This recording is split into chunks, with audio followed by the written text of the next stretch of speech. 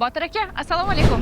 Va alaykum assalom. Sitora yaxshimisiz? Yaxshimisiz? Ha, bugun kayfiyatingiz yaxshiga o'xshaydi. Unashtirildim. Ha, yo'q-a?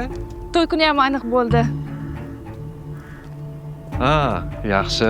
Tabriklayman. Rahmat. Oyi. Oyi. Oyi. Voy Siroj onang o'rgatsin jonim bolam. O'zingga keldingmi?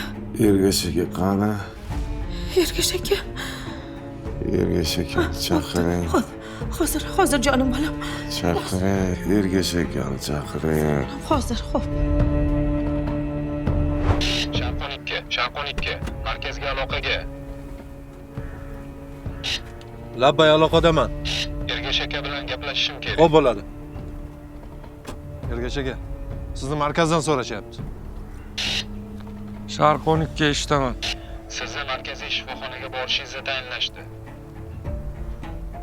Sababini bilsa bo'ladimi? Bilishimcha kapitan Mansurov o'ziga kelgan. Tushunarli.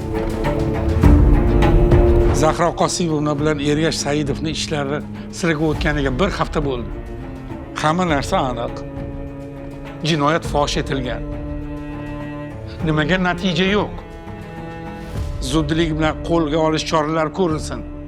Butun kuch va texnikalar shu ishga qaratilsin. Zahro, bu vaqtinchalik.